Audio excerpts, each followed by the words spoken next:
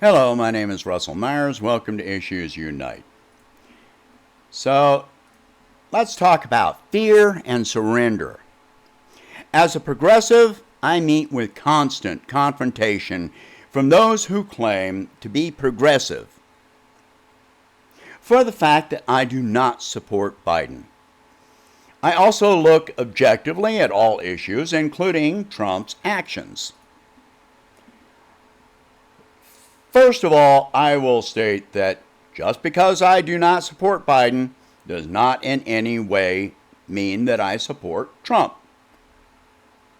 Trump's behavior is disgusting, his actions are reprehensible and heartless. I see him for the narcissist, opportunist, and deranged person that he is. No, he is not a patriot to this country in any way. He is a patriot to himself. At the same time, I can see occasional, rarely, some good in his actions. On the other hand, to all of this, I really wish he were a progressive. In spite of his behavior, I can honestly say that if he were a progressive, we would have no doubt that he would fight for, bully, and manipulate conditions to provide wealth equality and medical care for all Americans while ending the wars we're in, facing down the military-industrial complex and Wall Street. He has the kind of aggression that the true left needs in our favor. But we don't have it. And we never will. As long as the neoliberals continue to hold sway over the Democratic Party and we have only two options, we will never be allowed to have an option to elect someone who will fight in our favor.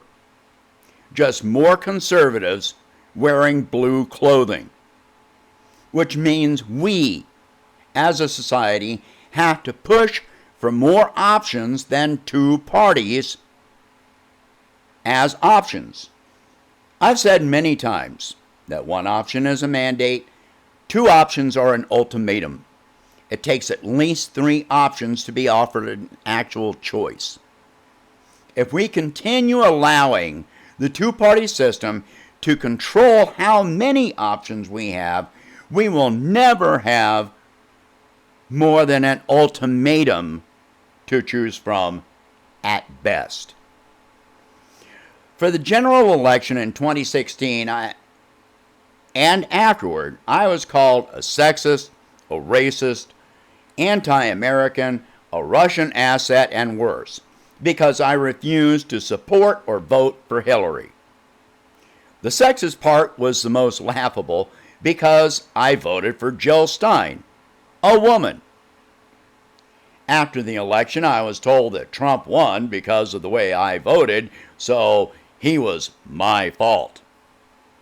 Now I'm facing the same rhetoric all over again with Biden. Let me make this clear. My vote is not given. It is not owed. It has to be earned. It is up to a candidate to convince me why they should have my vote. Elected officials are not leaders. They are employees. Public employees. The election cycle is nothing more than an extended and elaborate job interview, and we have to decide who we want working for us. So they have to impress me. They have to tell me what they can bring to this country as an employee. If nothing they have to say meets that criteria, I move on to the next applicant. And such is the case with Trump and Biden. Neither one impresses me. Neither one shows me any quality which indicates that they can do more good than harm for this country or the world. The progressives who try and tell me that I have no choice but to vote Biden because but Trump, they have paid no attention to Biden's record. They pay no attention to his policies. In 2016 and beyond, I issued the challenge thousands of times, literally, to Hillary supporters. Name one policy of hers they supported. I made it specific that I'm not Trump is not a policy. With absolutely no exception, they failed. They had no idea what her policy proposals were. Now I am issuing the same challenge to Biden supporters with the exact same result.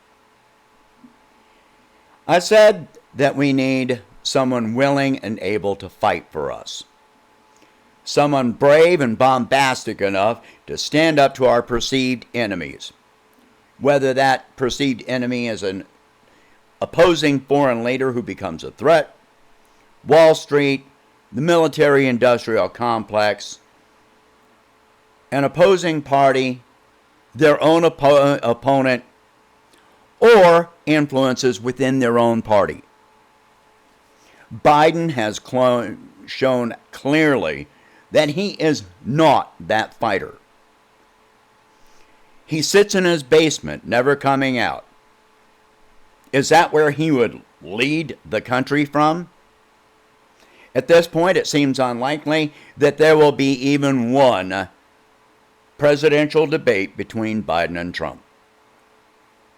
Biden's advisors seem to be telling him that he should not debate, supposedly because Trump will just lie. Really? Wouldn't that be the perfect opportunity to expose the lies and liar for what they are? Some are making excuses that Biden is protecting himself from the pandemic. How is that supposed to gain the respect of the millions of essential workers like myself who must face the threat of infection on a daily basis, while our children face being sent back to school for the sake of forcing their parents back to work for corporate profits? On this, Trump has faced the threat of the pandemic openly, while I consider it reckless and irresponsible for the way he has done so, and his rhetoric while doing it. His followers view it as being braver and tougher than Biden, who has not emerged for months. If people were to recall, Hillary did not hold a single press conference where she was asked candid questions by journalists for at least 15 months or longer during her campaign.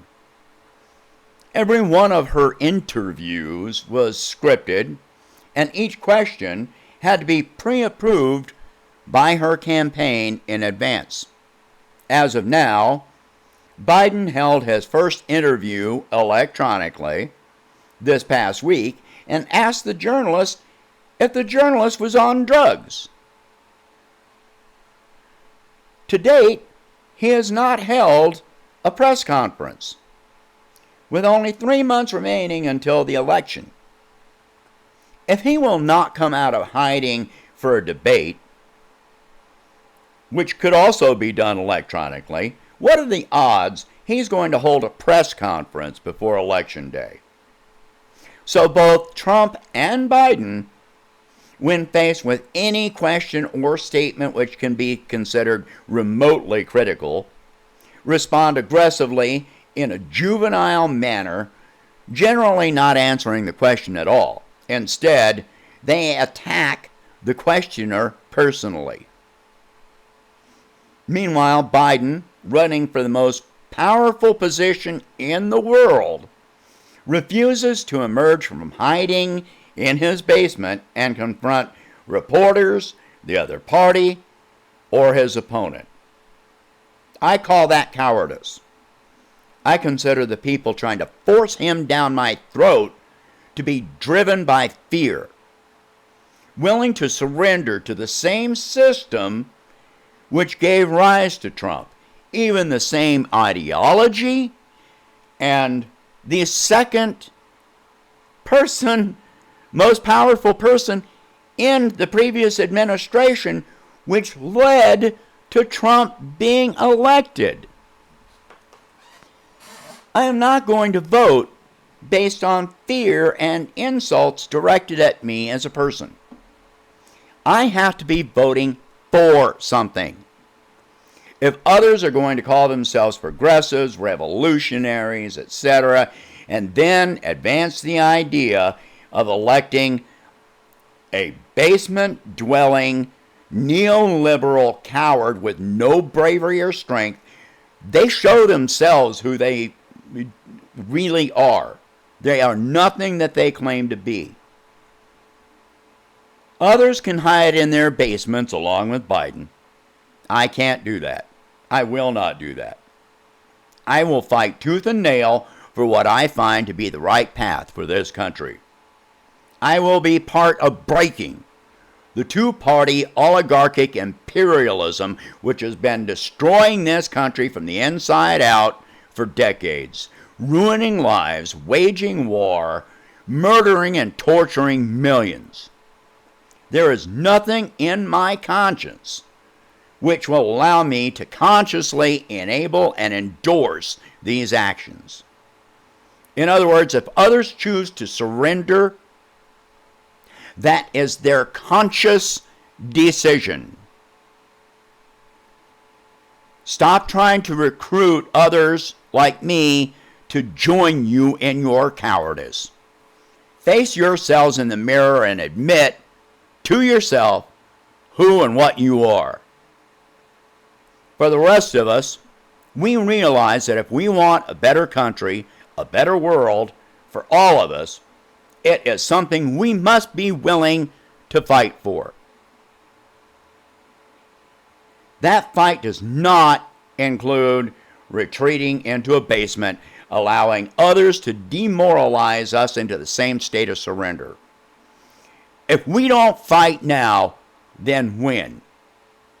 We are out of time. There is no time left. How much more do we lose? How much more loss do we force on the citizens of other countries? How many more of our own citizens must suffer and die?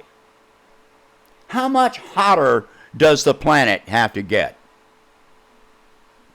When does this become your fight?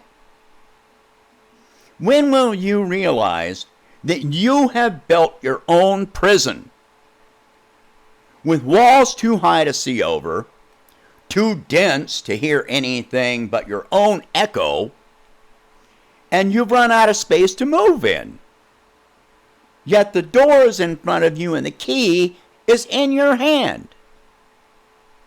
For me, I have already come to the full recognition of the fact that it does not matter whether Trump or Biden is elected.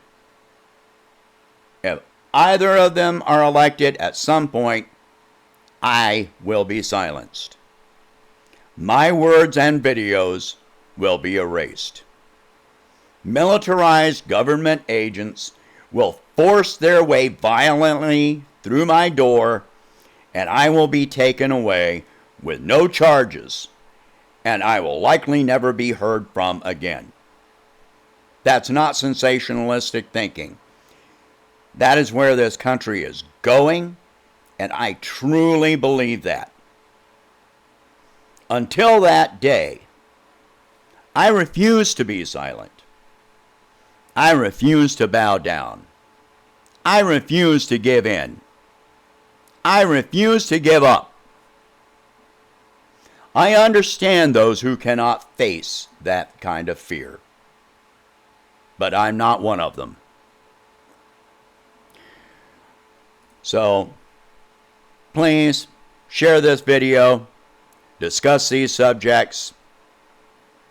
If you can, Please donate $1 a month to help expand the channel. Stop giving in to fear. And I hope you have a good day.